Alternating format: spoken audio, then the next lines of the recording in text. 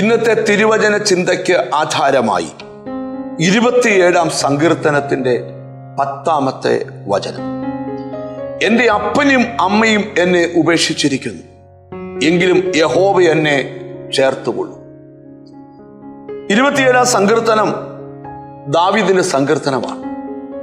ദാവീദിന്റെ ജീവിത അനുഭവത്തിൽ പറയുക, പലരും എന്നെ ഉപേക്ഷിച്ചു.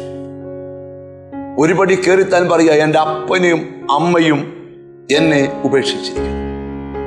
എന്നിട്ട് അടുത്ത ഭാഗം പറയാം, എങ്കിലും യഹോവ എന്നെ ചേർത്തുകൊള്ളും. ഈ സങ്കീർത്തനം തുടങ്ങുമ്പോൾ മുതലേ ദാവീദ് വെളിപ്പെടുത്തുന്നൊരു കാര്യം, ദൈവം എന്നോട് കൂടെ ഉള്ളത് കൊണ്ട് ഞാൻ വിജയിച്ചു എന്നാണ് ഈ സങ്കീർത്തനത്തിലെ എല്ലാ വാക്യങ്ങളും നമ്മെ പഠിക്കുമ്പോൾ നമുക്ക് കാണാൻ കഴിയുന്നത്. യഹോവ എൻ്റെ വെളിച്ചവും എൻ്റെ രക്ഷയുമാകും, ഞാൻ ആരെ ഭയപ്പെടും? യഹോവ എൻ്റെ ജീവന്റെ ബലം, ഞാൻ ആരെ പേടിക്കും? 3-ാമത്തെ വാക്യത്തിൽ വരുമ്പോൾ, ഒരു സൈന്യം എൻ്റെ നേരെ പാളയമിറങ്ങിയാലും എൻ്റെ ഹൃദയം ഭയപ്പെടുകയില്ല, എനിക്ക് യുദ്ധം നേരിട്ടാലും ഞാൻ നിർഭയനായിരിക്കും. ഇവിടെയെല്ലാം ദാവീദ് വെളിപ്പെടുത്തുകയാണ്, എൻ്റെ ദൈവം എപ്പോഴും എന്നെ ചേർത്ത് നിർത്തുന്ന ദൈവമാണ്. എന്താണ് ഈ വചനത്തിലൂടെ ദൈവം നിന്നോട് സംസാരിക്കുന്നത്? വേണ്ടപ്പെട്ടവരും സ്നേഹിതരും ഒക്കെ നിന്നെ ഉപേക്ഷിക്കാൻ സാധ്യതയുണ്ട്. അവരെല്ലാം നിന്നെ ഉപേക്ഷിച്ചാലും നീ പേടിക്കരുത്. നിന്നെ ചേർത്ത് നിർത്തുന്ന ഒരു ദൈവമുണ്ട്. ഒരു ദൈവത്തിന്റെ ഉറപ്പും ധൈര്യവും ഒക്കെ എവിടാന്ന് ചോദിച്ചാൽ, ദൈവം ചേർത്ത് നിർത്തുന്ന ഒരു ഫീലിംഗ് ഉണ്ടാകുമ്പോഴാണ്. സ്തോത്രം. നമുക്ക് രൂത്തിന്റെ പുസ്തകം നമ്മൾ പഠിക്കുമ്പോൾ, ഒരു മോവാബിയ പെൺകൊച്ചായ രൂത്ത് എല്ലാം നഷ്ടപ്പെട്ട ഒരു അമ്മായിമ്മയുടെ കൂടെ യഹൂദിയിലെ ബേതലഹേമിലേക്ക് വരുമ്പോൾ, അവള് രാവിലെ ധാന്യം പറക്കുവാനായി വയലുകളിൽ ഇറങ്ങിച്ചെല്ലുന്ന സമയത്ത് ഭാഗ്യവശാൽ അവൾ ബോവസിന്റെ വയലിൽ ചെന്നു.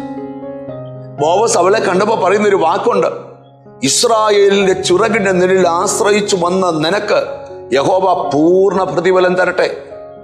ബോവസിന് അവളെ കാണാൻ കഴിയുന്നത് ദൈവത്തിന്റെ ചിറകിന്റെ നിഴലിൽ ആശ്രയിച്ചു വന്നവളെന്ന.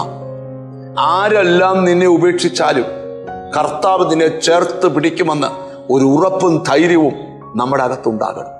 ദാവീദ് പറയും, അപ്പനും അമ്മയും എന്നെ ഉപേക്ഷിച്ചിരിക്കുന്നു, എങ്കിലും യഹോവ എന്നെ ചേർത്തുകൊള്ളും. ആ ഉറപ്പും ധൈര്യത്തോടെ നമുക്ക് പ്രാർത്ഥിക്കാം. ഞങ്ങളുടെ കർത്താവേ, സ്വർഗസ്ഥ പിതാവേ, എന്നോട് ചേർന്ന് പ്രാർത്ഥിക്കുന്ന മക്കൾക്ക് വേണ്ടി പ്രാർത്ഥിക്കുന്നു. ആരെല്ലാം ഉപേക്ഷിച്ചാലും കർത്താവ് ഞങ്ങളുടെ കൂടെ ഉള്ളത് കൊണ്ട് സ്തോത്രം. എന്നോട് ചേർന്ന് പ്രാർത്ഥിക്കുന്ന മക്കളെ നിന്റെ നാമം ചൊല്ലി പിതാവിൻ്റെയും പുത്രന്റെയും പരിശുദ്ധാത്മാവിന്റെ നാമത്തിൽ അനുഗ്രഹിച്ചു പ്രാർത്ഥിക്കുന്നു. അവർ അനുഗ്രഹിക്കപ്പെടട്ടെ, യേശു ക്രിസ്തുവിൻ നാമത്തിൽ തന്നെ. ആമീൻ. നിശ്ചയമായും കർത്താവ് നിന്നെ ചേർത്ത് പിടിക്കും. God bless you.